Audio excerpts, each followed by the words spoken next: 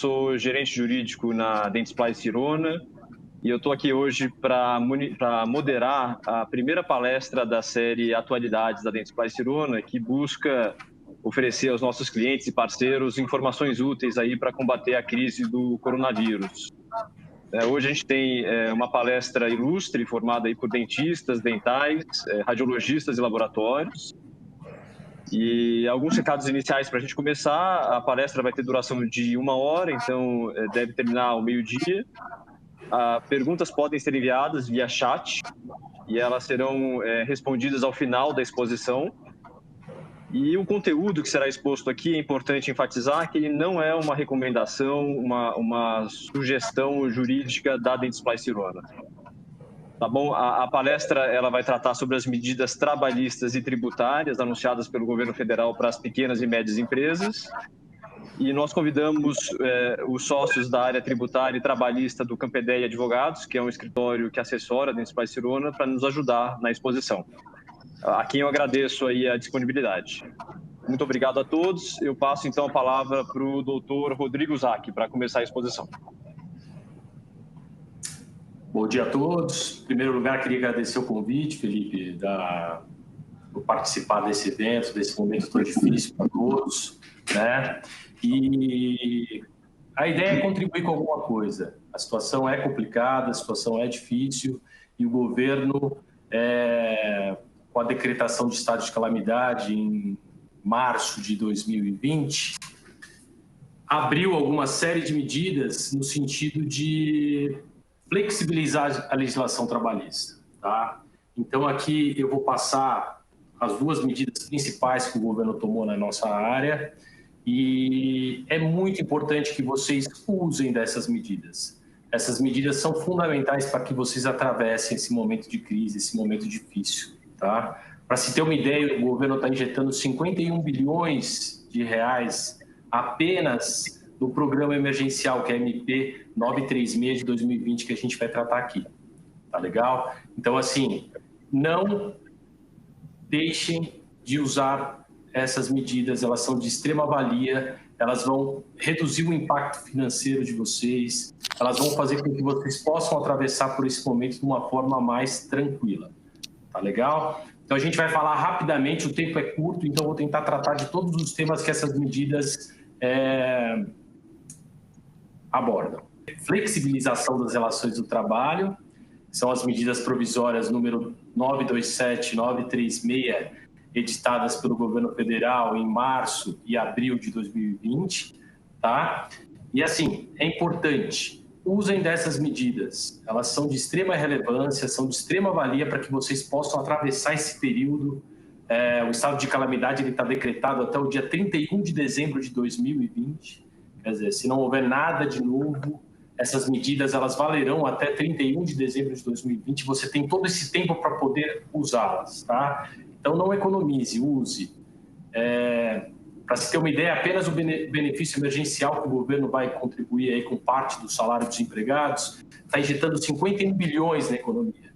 Então, assim, não há por que você ficar fora disso, de você não usufruir desses benefícios. Tá legal? Então, a ideia hoje aqui é tentar passar para vocês de como aproveitar dessas medidas e aplicá-las no dia a dia de vocês. Tá legal? Vamos começar, Felipe? Pode passar para a próxima tela. A medida provisória 927 de março de 2020. Tá? Essa medida, basicamente, ela instituiu cinco medidas emergenciais. Ela institui a possibilidade do home office. Aí você vai falar, mas o home office já existia, o teletrabalho, né? Realmente, ele já era previsto na consolidação da lei do trabalho, na CLT, porém, não era tão simples como tem sido. Então, para você ter uma ideia, hoje o empregador ele pode, a livre-arbítrio, determinar a implantação do regime de trabalho não presencial, home office, bastando um simples e-mail enviado ao empregado, 48 horas de antecedência, em que o empregado será comunicado de que ele trabalhará a partir de então a home office. Tá? Então, assim, a empresa não precisa formalizar nenhum tipo de contrato, nenhum tipo de acordo individual, basta um simples e-mail.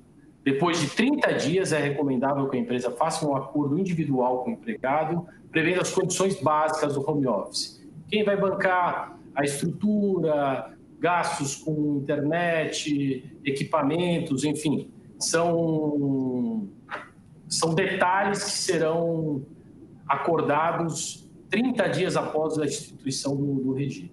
Tá? Então, ela trouxe essa flexibilização. O outro ponto, talvez acho que o mais importante da MP 927, é a possibilidade de antecipação das férias individuais. Tá? Felipe, pode passar para a próxima tela, por favor? Para a próxima, que a gente já está falando da... Tá legal. Antecipação das férias individuais. Qual a novidade implantada pela MP? O empregador, você, ainda que o seu empregado não tenha o período aquisitivo completo, quer dizer, não tenha trabalhado um ano ou tenha iniciado um ano antes, ele já pode ter antecipado as suas férias. Tá? Essa antecipação de férias pode ser um simples e-mail. Você manda um e-mail em 48 horas de antecedência comunicando que o empregado está de férias. A prioridade aqui, a MP, é para o grupo de risco, mas ela pode ser aplicada para todos, não há exceção. Qual a grande vantagem trazida pela MP? As férias, apesar de antecipadas, elas não terão que ser pagas antecipadamente. Você terá até um mês após a concessão das férias, no 5º dia útil do mês subsequente, para fazer esse pagamento.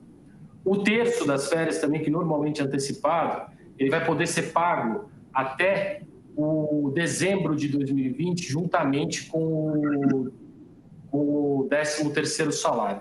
Tá? Então, você antecipa as férias, traz as férias para o momento atual, você só vai pagar o mês das férias 5 dias após o mês de concessão, e você só vai pagar um terço das férias em dezembro, junto com o 13º salário. Tá legal? Isso é uma opção do quê? De você aproveitar o tempo que o seu empregado vai ficar em casa sem trabalhar. Talvez as medidas da 927 é a mais importante. Tá? Em caso de rescisão, as férias deverão ser pagas, inclusive um terço. Tá? Então, se nesse período, até o final do ano, o empregado for demitido, as férias deverão ser pagas normalmente. Pode passar para a próxima, Felipe? A outra novidade é a possibilidade, a flexibilização das férias coletivas. Né? As férias coletivas é um instituto que já existe no direito do trabalho, porém ele tem uma série de requisitos, comunicação prévia do Ministério do Trabalho, comunicação prévia do sindicato da categoria. Quer dizer, a ANP flexibilizou. Assim como a antecipação das férias, em 48 horas você pode determinar a concessão de férias coletivas. Esses períodos de férias, tanto o período da antecipação das férias individuais como as férias coletivas, não poderão ser inferiores a 5 dias corridos. Tá? Então, a partir de 5 dias corridos até 30 dias, você pode conceder de férias para o empregado. Tá legal? Considerando os dois institutos, eu recomendo você utilizar a antecipação das férias individuais. Por quê? Porque na antecipação das férias coletivas não ficou muito claro na MP quando que você terá que pagar as férias, nem quando que você terá que pagar o terço. Então, considerando que as medidas têm o mesmo efeito prático, eu recomendo a antecipação das férias individuais. Um outro ponto importante dessa MP é a possibilidade de antecipação dos feriados. Tá? Feriados não religiosos a princípio. Então, o empregador, ainda que sem a anuência do empregado, ele pode antecipar feriados não religiosos. Então, você traz o descanso para o momento atual. O empregado vai ficar em casa, vamos puxar feriados de Tiradentes, feriados de demais feriados que não sejam religiosos e antecipá-los. Tá? Como é que é feita essa antecipação? Você manda um e-mail para o empregado, com 48 horas de antecedência, dizendo que tais dias que ele ficará em casa, ele estará cumprindo a folga correspondente a tal feriado. Tá? Quando do feriado, o empregado, ao invés de gozar o descanso, ele vai trabalhar nesse período. Tá? Então, é uma forma de compensação. Esses dias que ele não está trabalhando, ele estaria antecipando esses feriados. E quando for o feriado, ele estará gozando, trabalhando normalmente. Tá legal? Essa é uma alternativa importante. Os feriados religiosos também podem ser antecipados, mas dependerão de uma anuência expressa do empregado. Então, vamos antecipar Corpus Christi, vamos antecipar um feriado que seja religioso, vamos pedir a anuência do empregado para que esse feriado seja antecipado. Manda um e-mail, ele concorda, você antecipa também esse feriado. Tudo deve ser documentado por e-mail, tá, gente? Não adianta falar que está sendo compensado se não for previamente comunicado, tá legal? Uma outra novidade da MP é um banco de horas específico para esse momento. Tá? O banco de horas ele também já existe, ele também já é uma possibilidade real, né? Só que a MP trouxe uma outra espécie de banco de horas. Quer dizer, esse período que o funcionário estiver em casa não trabalhando, após o término do estado de calamidade, a empresa terá 180 dias para compensar essas horas não trabalhadas. Quer dizer, o saldo negativo que o empregado vai ficar de horas não trabalhadas poderão ser usadas pelo empregador em até 180 dias após o término do estado de calamidade. Então, chegou lá em dezembro de 2020, você vai ter lá um saldo de crédito com o seu empregado de horas para que sejam compensadas. Você terá 180 dias para que ele te pague essas horas, tá? Então, como é que é feito isso? Durante a jornada de trabalho dele normal de 8 horas, ele pode prorrogar em até 2 horas o trabalho para compensar essas horas que ele ficou sem trabalhar. Para que essa compensação seja válida, é necessário pelo menos um acordo individual. Então, você procura o seu advogado, procura o seu contador, se for o caso, e a gente vai formalizar um documentozinho bem simples, determinando a existência desse banco de horas especial que a MP criou. Tá legal? Então, assim, você vai ter essa oportunidade de compensar as horas não trabalhadas nesse período em que você não está tendo atividade. Durante esse período de calamidade também, a MP suspende algumas normas de segurança e medicina do trabalho.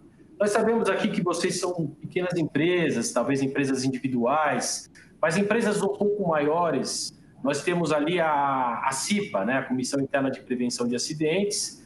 Nós temos também, todas as empresas têm os exames médicos ocupacionais, né, exame admissional, periódico, demissional. Durante esse período, esses exames estão suspensos, então você não é obrigado a realizar pelo menos o admissional e o periódico.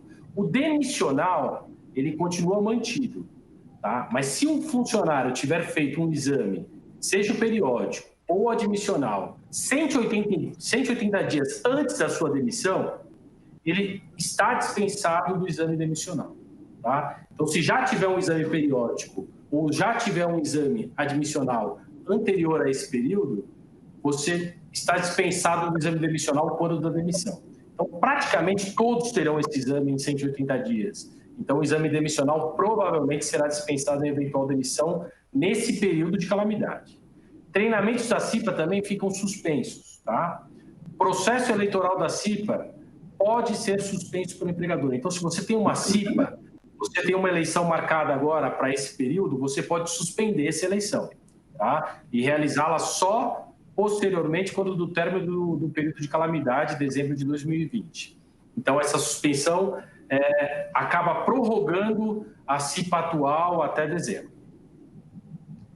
Agora, a gente dar uma acelerada para poder falar da medida provisória, talvez a mais importante e a mais relevante, tá? Até ontem, eu levantei aqui as estatísticas, nós já tivemos de 1,5 milhão de acordos cadastrados no site do Ministério do Trabalho.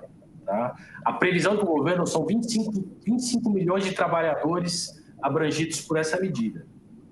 O que é a MP 936 de 2020? O que ela traz de facilidades, o que ela traz de benefícios para nós? Tá? Ela cria o pagamento do benefício emergencial de manutenção de emprego e da renda. O que é isso? O governo arcará com parte do custo da sua folha. Tá? A utilização dessas medidas não elimina a possibilidade que você utilize aquele crédito que o Banco Central está disponibilizando para pagamento de folha. O Eduardo vai tratar desse crédito daqui a pouco com vocês, tá? Então, assim, uma coisa não elimina a outra. Você pode fazer a suspensão, você pode fazer a redução e você pode usar esse crédito que o Banco Central disponibiliza, tá bom? Então, assim, são duas medidas básicas. Você tem a possibilidade de redução proporcional da jornada de trabalho e salário, tá? ou a suspensão temporária do contrato de trabalho. Então, como é que funciona isso? A gente vai tentar explicar para vocês como que vocês podem usufruir dessas duas medidas, tá? Tanto a suspensão do contrato quanto a redução da jornada dependem da concordância expressa do empregado mediante acordo individual ou acordo coletivo, tá? O empregado que, por qualquer motivo, não concordar com essa alteração, ele não é obrigado a aceitar. E você fala, o que eu faço? Ou você não faz a alteração, ou você demite o empregado. Tá? Mas, em tese, não é algo obrigatório. Ele terá que assinar um acordo individual ou um acordo coletivo. Nós veremos agora adiante quais são as condições para assinatura de um acordo individual ou de um acordo coletivo. Tá? Ponto importante. Você decidiu pela redução ou você decidiu pela suspensão do contrato de trabalho, você terá 10 dias, você, empregador, terá 10 dias para informar o Ministério da Economia, nesse link que a gente está disponibilizando aqui, que você optou ou pela redução da jornada e salário ou pela suspensão temporária do contrato de trabalho. Tá? Você tem 10 dias para fazer essa comunicação. Se essa comunicação não for feita em 10 dias, você terá que arcar com o salário. Então, assim, atos importantes. Formalize o acordo individual ou coletivo, via sindicato. Em 10 dias, o empregador deve entrar no site, nesse link que estamos disponibilizando, e fazer no empregado web, a comunicação do Ministério do Trabalho da opção. Uma vez feita a comunicação, o benefício será pago diretamente na conta do empregado. Tá? A gente vai explicar aqui os tipos de benefício, mas ele será pago diretamente na conta do empregado. Em até 30 dias da comunicação, o empregado receberá na conta indicada o valor do benefício. Tá? Qual é a base de cálculo desse benefício? A base de cálculo desse benefício é o valor do seguro-desemprego que esse funcionário teria direito se ele fosse demitido. Não é um seguro-desemprego, tá? É apenas uma base de cálculo. Então, se o empregado teria um seguro-desemprego de R$ 1.800 para receber, ele vai receber um valor proporcional a esse benefício, ou integral em caso de suspensão. Nós veremos mais a seguir isso aqui. Tá legal? Pode passar para a próxima tela, Felipe? O benefício será pago enquanto perdurar ou a suspensão ou a redução do contrato. Tá? A suspensão, ela pode ser por até 2 meses. Então, você entra lá no link, você decide, olha, vou suspender por 1 mês, eu vou suspender por 2 meses. Você pode suspender por 1 mês e, depois de um tempo, suspender por mais 1 mês. Tá? Esses períodos não precisam ser sucessivos. Até dezembro de 2020, você pode usar de 2 períodos de 30 dias. Assim como você pode mesclar os benefícios. Você pode, de repente, suspender por 2 meses e reduzir salário e jornada por 1 mês. Tá? Você pode reduzir salário e jornada por 2 meses e suspender por 1 mês. Você pode jogar com essas medidas. Tá? Você pode antecipar férias, você pode suspender, você pode reduzir. Tá? Suspensão e redução somados não podem extrapolar 90 dias. Ponto importante, o empregado não poderá acumular esses benefícios. Se ele já recebe alguma coisa, aposentadoria, auxílio-doença, qualquer outro tipo de benefício previdenciário, ele não poderá acumular benefício. Tá? Isso é comum com os domésticos. Os domésticos fazem parte dessa medida provisória. Então, você pode reduzir ou suspender o contrato da sua doméstica também, do seu doméstico, desde que ele se enquadre nessas condições. Vamos falar agora da redução proporcional da jornada de trabalho e salário. Ponto importante, reduzir o salário, reduzir jornada proporcionalmente. Tá? Então, não é só reduzir salário. Então, se você optar pela redução de 25%, ele terá uma redução de jornada de 25%. 50% de salário, 50% de jornada. 70% de salário, 70% de jornada.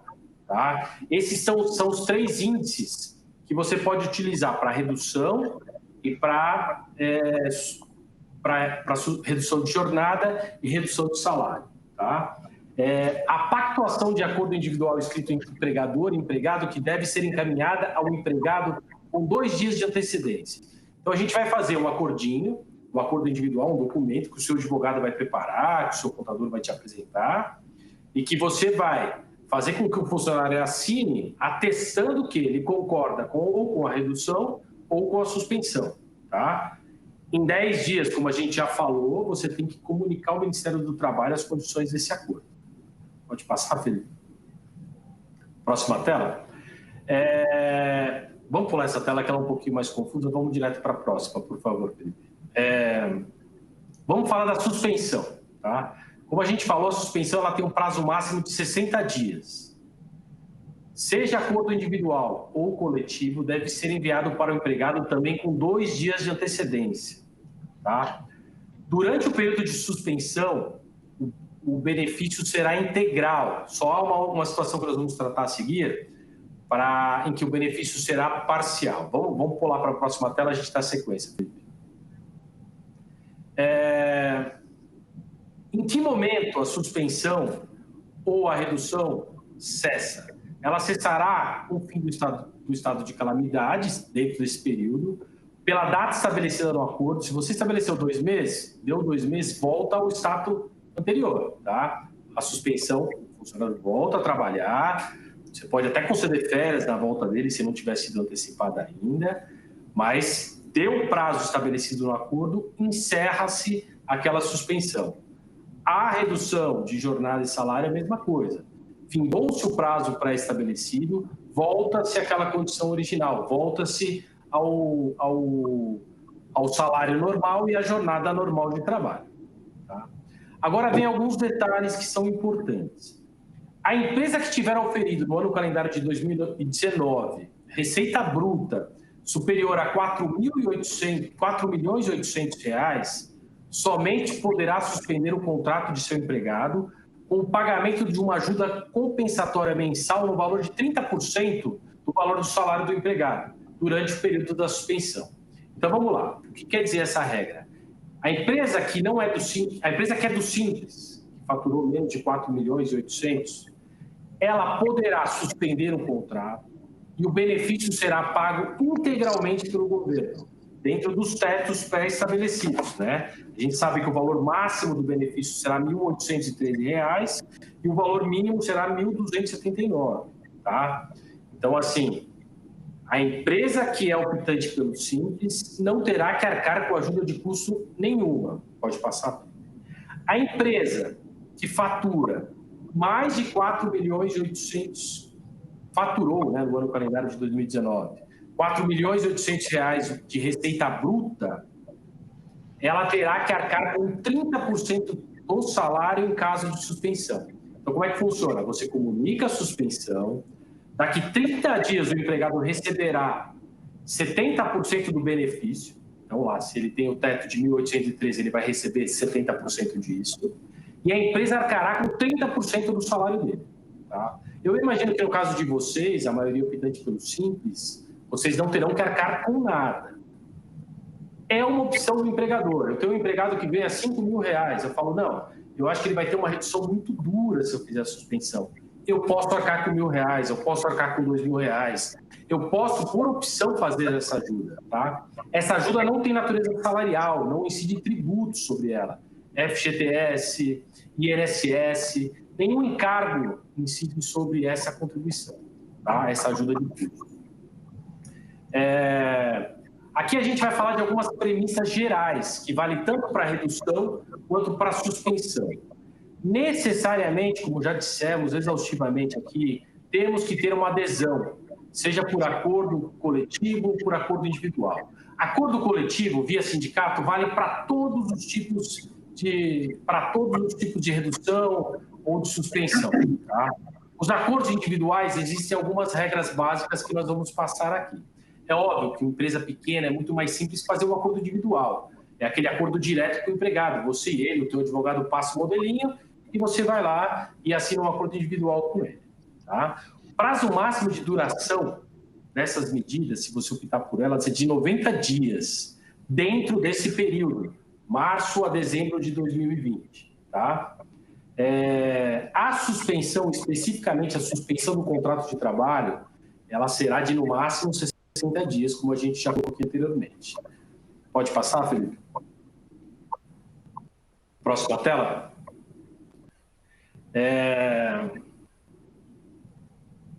Como a gente falou, essa ajuda compensatória. Então, vamos supor que você fez a redução ou você optou pela suspensão. Se você fatura mais de 4 milhões e 800, obrigatoriamente 30% você tem que pagar do salário do empregado, né? Ele vai receber uma parte do benefício e você vai arcar com 30% dessa ajuda compensatória. Caso você opte pagar por essa ajuda compensatória de forma facultativa, porque você resolveu pagar para que a redução não seja tão drástica, ela não é base de cálculo para nada, tá? Então, assim, você paga, ela entra na folha, mas não reflete em nada, não reflete em fundo de garantia, INSS, imposto de renda, tá? Como que o governo vai pagar o benefício emergencial? Com base no quê? Com base no valor que a pessoa teria de seguro-desemprego se fosse demitido. Tá? Aplica-se o percentual da mesma. Se for suspensão, é o benefício integral. Se for redução, nós temos os percentuais. Você receberá 25%, 50% ou 70% do benefício. Assim como você terá 25% do salário, 50% do salário e 70% do salário. Vamos citar um exemplo aqui. Se a pessoa tivesse, hipoteticamente, a gente arredondou o valor para ficar mais fácil, um seguro-desemprego de R$2.000. Tá? O benefício emergencial, por exemplo, uma redução de 25%, seria de R$500. O benefício emergencial para uma suspensão de 50% seria de R$1.000. E o benefício emergencial de uma suspensão de 70%, uma redução de 70%, seria de R$1.400. Esse é o valor complementar que o governo vai contribuir, que vai cair diretamente na conta do empregado mediante o Ministério da Economia, transferência direta. Tá? Ponto importante. Se você optar, seja pela redução, seja pela suspensão, o empregado não poderá ser demitido pelo mesmo período que ele teve de suspensão ou de redução. Então, você suspendeu lá por 2 meses, ele volta a trabalhar. Você terá que mantê-lo no trabalho por 2 meses. Você suspendeu, reduziu por 3 meses, somados, ou apenas reduziu por 3 meses, ele terá que ficar no trabalho por mais 3 meses. É uma estabilidade que o governo coloca como condição para esse pagamento. Tá? Ah, mas eu preciso demiti-lo, como é que eu faço? Você, além das verbas rescisórias, terá que pagar uma multa compensatória. Essa multa compensatória, ela é proporcional à medida que você adotou. Então, se você adotou 25% de redução, você vai pagar uma multa de 25% do que ele teria de salários a receber nesse período de estabilidade. Se você optou por 50% de redução, 50% do salário. 70% de redução, 70% do salário. Tá? Então, assim, o empregado tem uma estabilidade proporcional ao tempo que ele ficou afastado ou ele teve uma redução de jornada e salário. Pode passar?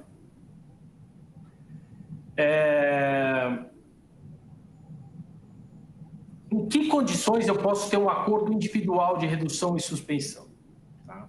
Então, para os empregados que ganham até R$ 3.135, ou aqueles que ganham acima de 12.202,12 e que têm um curso superior, o acordo poderá ser individual. Quer dizer, empregado, patrão, assinam individualmente um acordo de trabalho. Tá? E aqueles que ficam entre 3.135 e 12.202, esses o governo separou. Ele exige que seja feito um acordo coletivo via sindicato. Tá? Pode passar para a próxima tela? Então, assim, se a pessoa ganhar mais de 3.135, o acordo terá que ser via sindicato, terá que ser via coletivo, exceto uma única condição: se a redução da jornada for de 25% apenas.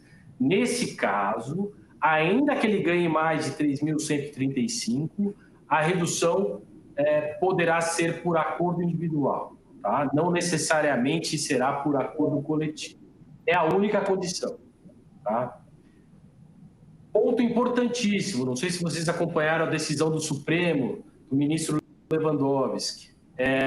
Já constava na MP essa condição. ainda que você firme um acordo individual com o empregado, seja de suspensão, seja de redução, em 10 dias você precisa comunicar ao Ministério, ao sindicato, seja por e-mail, seja por uma carta registrada, com aviso de recebimento, que você firmou esse acordo. Tá? É um formalismo necessário.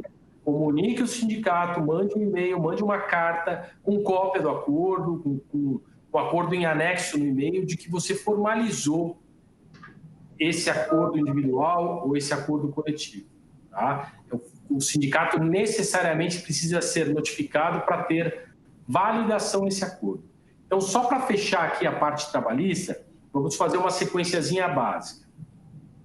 Fechou o acordo individual, se o empregado ganha menos de 3.135 ou mais de 12 mil reais, assinou o acordo, 10 dias para comunicar ao Ministério da Economia, ao Ministério do Trabalho do acordo firmado, indicação da conta do trabalhador para receber o benefício. 30 dias depois da comunicação, o benefício será pago. Em caso de suspensão, o empregador não paga nada, mas todos os benefícios serão mantidos. Isso é muito importante. Suspendeu o contrato? Ele tem seguro de vida vai ser mantido. Ele tem plano de saúde? O plano de saúde vai ser mantido. Ele tem vale alimentação? O vale alimentação será mantido. E o vale transporte? O vale transporte pode ser suspenso. O único benefício que poderá ser suspenso nesse período de suspensão é o vale transporte. Tá?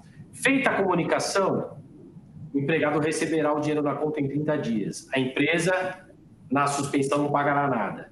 Na redução, o funcionário receberá em 30 dias um proporcional do benefício e a empresa arcará com a sua parte, né? Proporcional ao quanto foi reduzido de jornada. Tá? Esses eram os pontos principais. É muita coisa, a gente não conseguiu falar sobre tudo. Eu vou deixar meu e-mail, está disponibilizado, a gente vai estar no final respondendo as perguntas. Eu espero que tenha sido útil e digo, usem dessas medidas. Elas são muito importantes, elas são fundamentais, ela vai fazer com que você atravesse esse momento difícil de uma forma, se é que é possível dizer, esse momento mais tranquila. Tá bom? Agora eu vou deixar a palavra com o doutor Eduardo, que ele vai falar dos aspectos tributários. Felipe? Obrigado, Zaki. Pode ir, Felipe. Por favor. Exato. Bom dia a todos. Obrigado, Felipe Azevedo e a Cirona, nossa Dentsply Cirona, nossa parceira aí de muitos anos, pelo convite da apresentação de hoje, né, das medidas trabalhistas e tributárias que o governo tem adotado em razão do coronavírus, né? Eu vou falar rapidamente sobre as principais medidas tributárias que o governo já publicou para que as empresas possam enfrentar esse momento aí de desafios aí em razão do corona, né?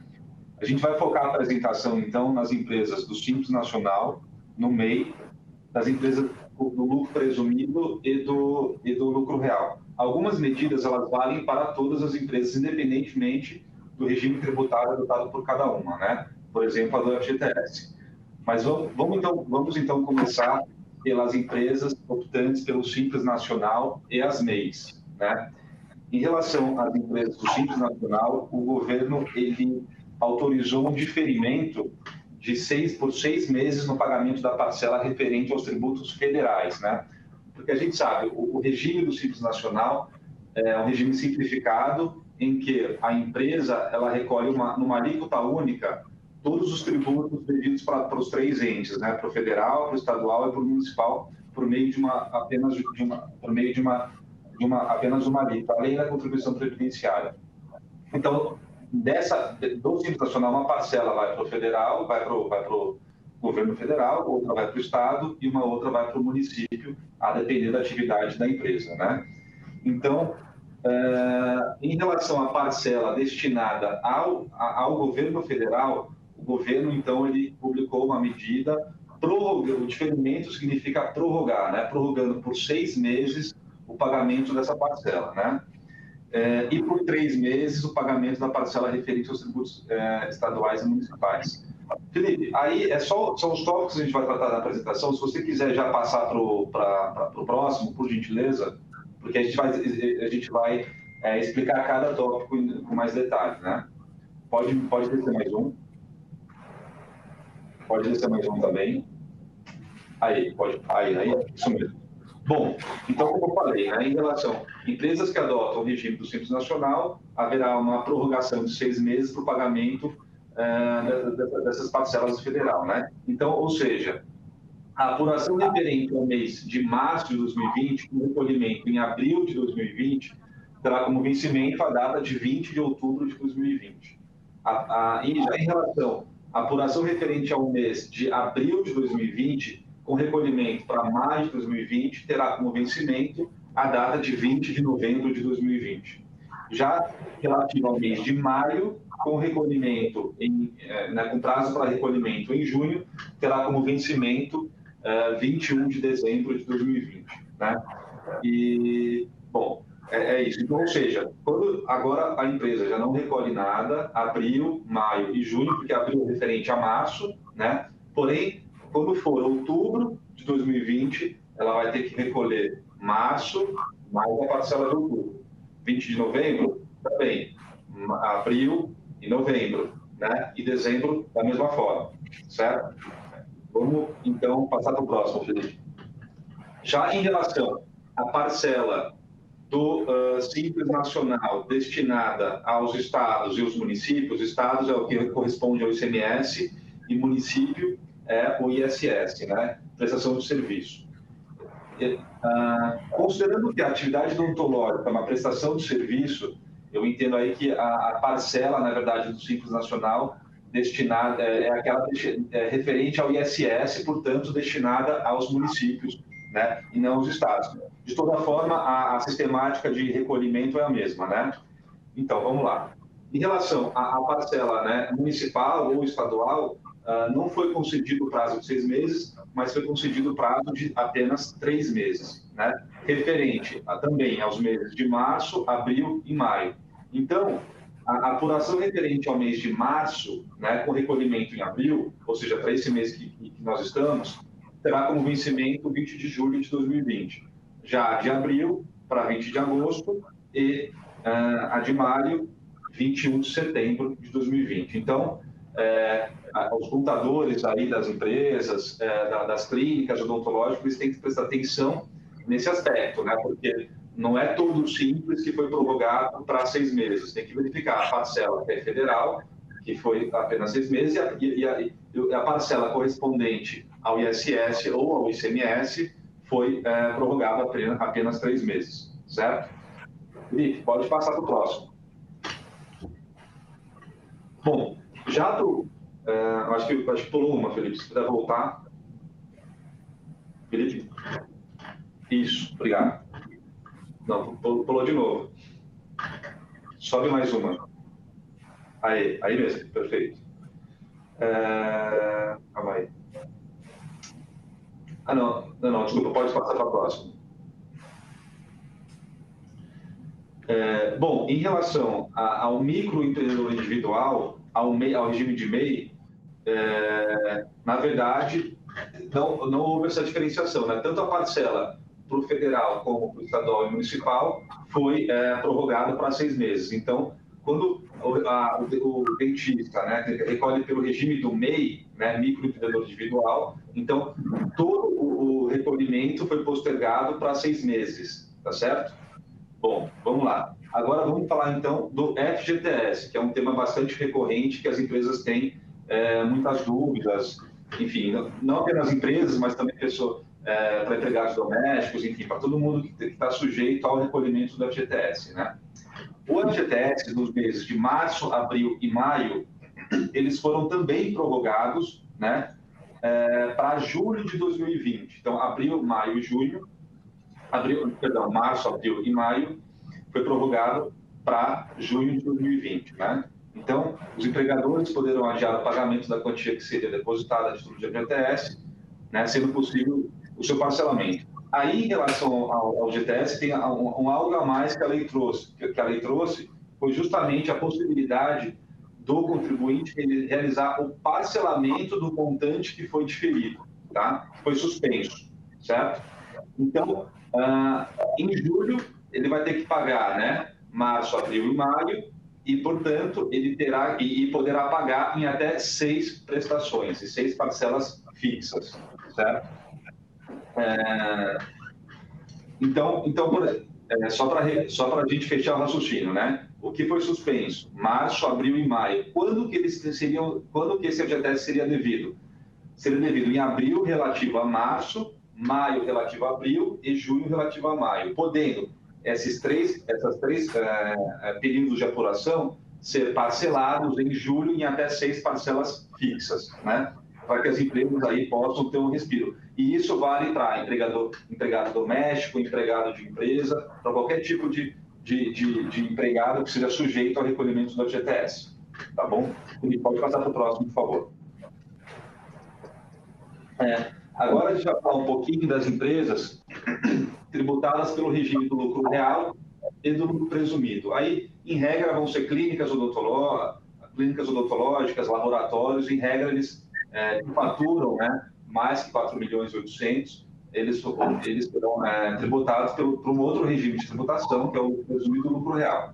Em relação a esses dois regimes, o governo ele aprovou a prorrogação das contribuições ao PIS e COFINS, certo? São contribuições que incidem sobre o faturamento da empresa, né? Independentemente da existência de lucro ou não. Então, tudo que a empresa faturou, ela vai ter que recolher PIS, PASEP e COFINS, né? Se for pelo regime do lucro presumido, a alíquota de ambas as contribuições somadas vai ser 3,65. Se for pelo regime do lucro real, 9,75. Tá? Então, em relação ao PIS e COFINS, o governo ele prorrogou apenas o período de março e abril, não prorrogou, ou por hora, né, ao menos por hora, não prorrogou ainda maio. Tá? Podendo isso, obviamente, possivelmente, isso pode ser revisto pelo governo, a depender da extensão da crise, de como a crise vai continuar. Né? Então, o PIS, devido da competência de março, cujo vencimento normal seria agora, né, 25 de abril, terá como novo vencimento 25 de agosto de 2020, certo? Já a apuração referente à competência de abril de 2020, com vencimento em 25 de maio, terá como novo vencimento agora 23 de outubro de 2020. Então, no caso do PIS, e a gente vai ver que no COFINS da mesma forma também, o governo deu um alívio aí em setembro para dar um respiro para a empresa, dando um intervalo, né? Ou seja, 25 de agosto ela vai ter que recolher em tese março e também agosto, a competência de julho, né? Que vence em agosto, e outubro ela vai ter que recolher abril e também do período de apuração de setembro, certo? A gente pode ir para a próxima página, por favor, slide. O COFINS, da mesma forma, tá, gente? Então, também foi prorrogado março e abril para pagamento em 25 de agosto e 23 de outubro respectivamente, certo? Então, PIS e COFINS o governo adotou a mesma sistemática aí de prorrogação, certo? Ele pode passar. Bom, outro tema bastante importante aí, que representa uma boa parte da carga tributária suportada aí pelas clínicas, por laboratórios, são as contribuições previdenciárias cota patronal. A contribuição é o famoso INSS do empregador, né? É aquele INSS que ele tem que recolher sobre a folha, né? Ou, em alguns casos, sobre a receita bruta da empresa. A contribuição previdenciária no Simples, ela já está incluída, embutida, né, naquela alíquota única que a gente falou. Então, por isso que ela, em relação ao Simples, adota aquela sistemática que a gente já conversou.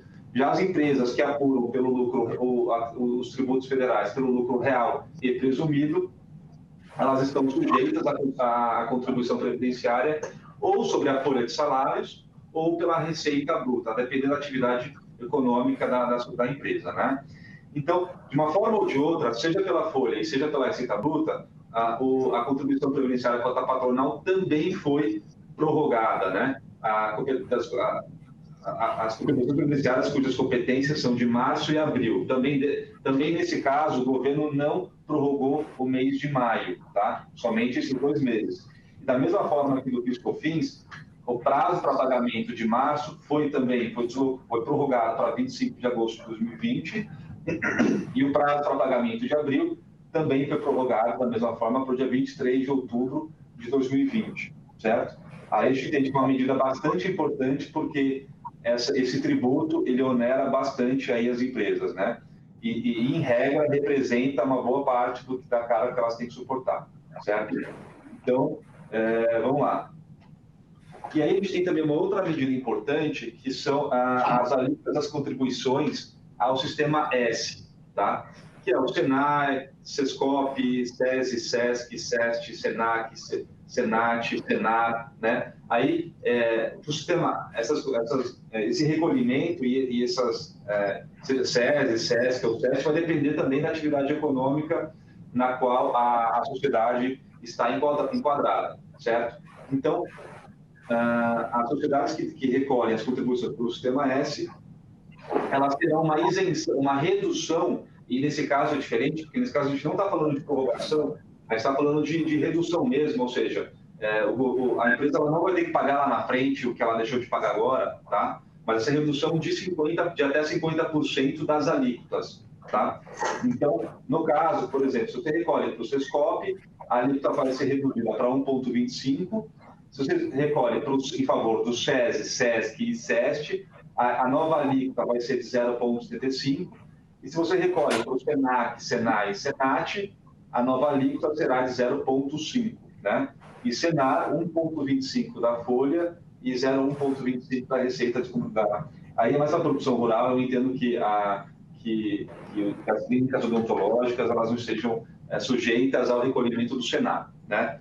Então, só para recapitular, nesse caso a gente está falando de redução mesmo e não prorrogação, certo? E redução até 30 de junho de 2020, perfeito? Bom, pode passar para o próximo. Já o IRPJ e CSLL sobre o lucro líquido, nesse caso, o governo, por hora, até o momento, não divulgou nenhuma medida, seja prorrogando, seja reduzindo esses tributos, né? Esses impostos, só para vocês entenderem, eles incidem sobre o lucro, ou seja, se a sociedade auferir o lucro num dado período, ela terá que recolher esses impostos, esses tributos. Se ela não auferir o lucro, ela não vai estar sujeita a esses tributos. Então, para muitas pessoas, para muitas empresas, é até irrelevante o governo não ter anunciado nenhuma medida, porque como elas não estão oferindo qualquer faturamento e lucro, elas obviamente não terão lucro para pagar. Então, elas não estarão sujeitas a esses tributos. Agora, para aquelas empresas que, de uma certa forma, continuam operando, continuam trabalhando, continuam atendendo, enfim, se eventualmente tiverem lucro e se eventualmente tiverem que pagar o IRPJ e a CCLL, a única medida aí é pela via judicial, porque existe uma portaria 12 do Ministério da Fazenda que diz que quando há um decreto reconhecendo o estado de calamidade pública, né, nesse caso, então, os tributos federais também, todos, e aí a lei não diferencia se é PIS/COFINS, se é FGTS, se é IRPJ ou CCLL, também vão ser prorrogados por 3 meses. Então, com base nessa portaria, as empresas podem questionar o não pagamento desses impostos pela via judicial, certo? Bom, pode passar agora, Felipe. Bom, agora a gente vai falar um pouquinho sobre o capital de giro, sobre a ajuda do governo em relação a crédito para capital de giro das empresas, seja para financiar capital de giro, seja para financiar também a folha, certo?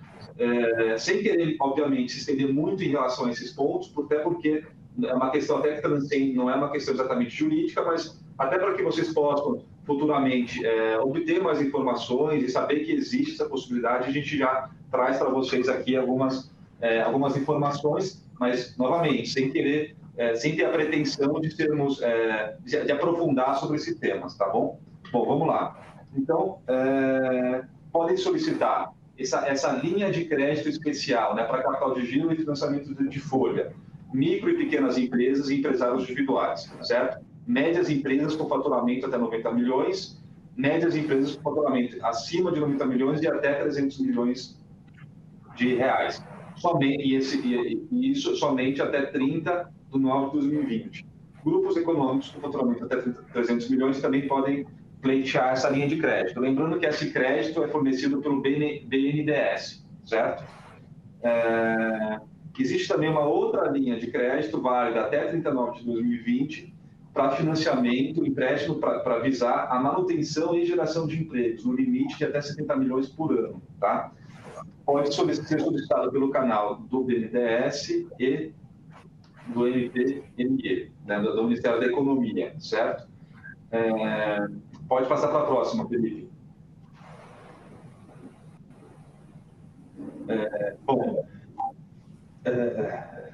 Essa linha, existe também, como a gente falou, existe também uma outra linha. Essa linha eu entendo que é mais interessante para empresas de pequeno porte, que é uma linha para financiar e para dar suporte aos empregos, certo? Então, é um financiamento, né, que possui prazo total de 36 meses para pagamento, sendo até 6 meses de carência, certo? A taxa de juros aí, nesse caso, é bastante interessante, é 3,75 por ano, que equivale atualmente à taxa Selic, né? Só que você tem algumas contraprestações para pleitear esse crédito, que é você tem que manter, você não pode demitir, né? E deve ter folha de pagamento processada pelo gestor financeiro participante, né? E que mais? Quais são as outras obrigações? E, claro, né, essa obtenção de linha de crédito ela vai estar sujeita à análise de crédito da empresa, de acordo com a política de crédito da instituição financeira, que poderão considerar eventuais restrições de sistemas de proteção ao crédito. Certo? Então, ou seja, não é uma linha de crédito automática. É claro que a instituição financeira ela vai fazer uma análise prévia da possibilidade de crédito da empresa, certo? E o que são pequenas e médias empresas para esse tipo de financiamento? São aquelas cuja receita bruta anual superar R$360 mil e for igual ou inferior a 10 bilhões de reais. Tá? Então, e os procedimentos para adesão ao programa varia de banco para banco. Então, se a sua empresa tem relacionamento com o Bradesco ou Itaú, a gente sugere que vocês busquem essas informações complementares e maiores detalhes junto ao banco em que vocês já trabalham, tá bom? Então, a gente trouxe essas informações em relação a esse crédito, mais para que vocês saibam que existe, sim, essa linha de financiamento especial em decorrência do coronavírus, tá bom? Eduardo, só fazer um parênteses aqui. Esse pagamento, ele vai direto, esse último para financiamento da folha, ele sai do banco, né, da instituição financeira, direto para a conta do empregado, tá? Ele não passa pela mão do empregador. Então, a empresa cadastrará os dados da conta do empregado e esse dinheiro é exclusivo para pagamento da folha, tá? E você pode usar desse dinheiro e, ao mesmo tempo, reduzir jornada e suspender contrato. Uma coisa não elimina a outra, tá? Mas esse dinheiro é exclusivo para financiamento da folha. É isso aí. Só para voltar, eu sei que muita gente tem dúvida e eu acabei deixando de dizer no momento de como que eu faço, por exemplo, para aproveitar essa redução do Sistema S, né, da contribuição para o Sistema S. É muito simples, é só você, no e-social da empresa, você informa as novas alíquotas, né, e aí você informa tanto no e-social como no CFIP, que é uma obrigação acessória, né, relativa à folha de pagamentos. Você informa a nova alíquota adotada publicada, divulgada pelo governo, e aí automaticamente vai gerar guias GPS com a nova alíquota e com os valores reduzidos, tá certo? Então, a aplicação disso daí é bastante simples, certo? E com isso, acho que eu busquei trazer da forma assim, bastante resumida os principais pontos, e aí deixo a palavra com o Felipe. Felipe, deixa eu só fazer um parênteses também, que eu vi que algumas pessoas já perguntaram, tá? Sem querer me estender. Esse benefício da suspensão ou da redução, ele é extensivo aos domésticos, tá? Então, se você tem um empregado doméstico e você quer suspender o contrato nesse período que ele não está trabalhando, ou você quer reduzir a jornada, é muito simples. Por um acaso, eu fiz ontem da pessoa que trabalha comigo, né?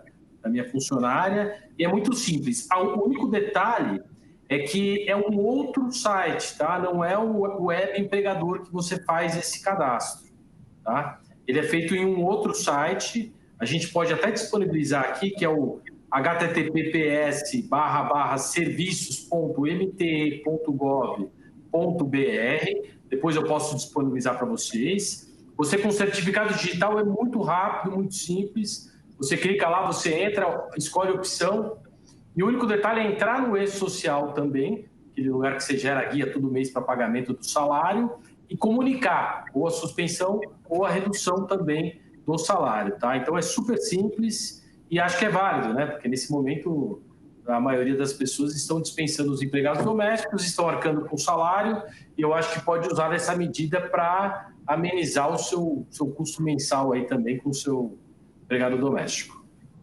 Muito legal, Rodrigo Zac, Eduardo Pisa, muito obrigado pelas exposições, foram ótimas. Só uma colocação para finalizar, desculpa te interromper.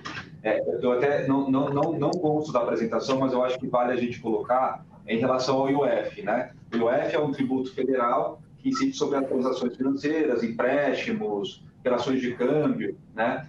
O IOF, para a concessão de empréstimo, ele foi também zerado, a alíquota foi zerada em razão do coronavírus, né? Até para estimular que as empresas, pessoas físicas, jurídicas, possam aí fomentar suas atividades nesse momento aí de crise, certo? Eventualmente isso pode ser de interesse aí também de quem está nos assistindo. Legal, muito legal. Dado o adiantado da hora, eu aglutinei aqui algumas perguntas recorrentes. Eu vou fazer uma para o Zac e uma para o Pisa. A primeira, Zac, que foi comum aqui, é a questão de benefícios, de vale transporte e vale refeição. Se houver a redução do salário, eu posso reduzir benefícios? Não, redução não, tá? Se houver redução, o benefício não será reduzido. Agora, se tiver a suspensão, né, que é uma outra opção, você pode suspender o vale transporte. Vale refeição não consta nada na medida provisória, então a gente entende que ele deve ser mantido. Agora, reduzi-los não, tá? Todos os demais benefícios são mantidos, isso é muito importante também ressaltar. Perfeito. E Pisa, aqui sobre INSS do empregado, se houve alguma medida do governo relacionada a INSS do empregado? Boa pergunta, viu, Felipe? Eu até esqueci de falar na apresentação, mas acho que vale a gente comentar rapidamente sobre isso. Tanto eu acho o INSS do empregado, como também aquele imposto de renda que o empregador deve reter da fonte dos empregados também, né? Esses dois tributos não foram prorrogados e não foram reduzidos. Inclusive, a gente recomenda que sejam pagos, tá? Por quê? Porque, na verdade, o empregador, no caso, ele não é o contribuinte desse imposto, ele apenas retém do empregado, seja o INSS, seja o imposto de renda, e tem a obrigação de repassar para o governo. Então, se ele retém do empregado e não repassa, isso, inclusive, pode ter implicações mais sérias, sem querer assustar, mas pode eventualmente configurar uma apropriação em débito, enfim, né? Então, se é para pagar algum imposto, que priorize, então, o INSS do empregado e o imposto de renda retido na fonte do empregado também. Felipe, a gente vai lembrando de algumas ressalvas não feitas. Com relação à suspensão, em hipótese nenhuma, uma vez optada pela suspensão, o empregado pode trabalhar, tá? Isso a gente pode até alertar que pode, em determinado momento, configurar até uma infração penal, porque você comunica que o empregado não está trabalhando, ele está se beneficiando de um benefício para quem está com o contrato suspenso. E se ele estiver trabalhando, isso não é legal. Então, seja o doméstico, seja o trabalhador da sua empresa, sua secretária, suspender o contrato, não há trabalho, tá? Então, se você vai precisar do empregado, seja por algumas horas, seja por alguns momentos, faça a redução, não faça a suspensão, tá bom? Isso é importante ressaltar também. Bom, pessoal, dado o adiantado da hora, eu vou ter que encerrar por aqui. Eu queria novamente agradecer ao Rodrigo Zac e ao Eduardo Pisa pela gentileza. E agradecer a todos os participantes também. Novamente, a gente vai responder a todas as perguntas e vai enviar respostas por e-mail em breve. E, enfim, estamos à disposição. Muito obrigado. E pode disponibilizar na página nosso e-mail, LinkedIn, para eventuais perguntas. A gente faz questão de responder a todos. Tá bom? Obrigado, boa sorte para todo mundo e valeu pela oportunidade. Grande abraço aí. Obrigado. Tchau, tchau. Abraço. Tchau, valeu.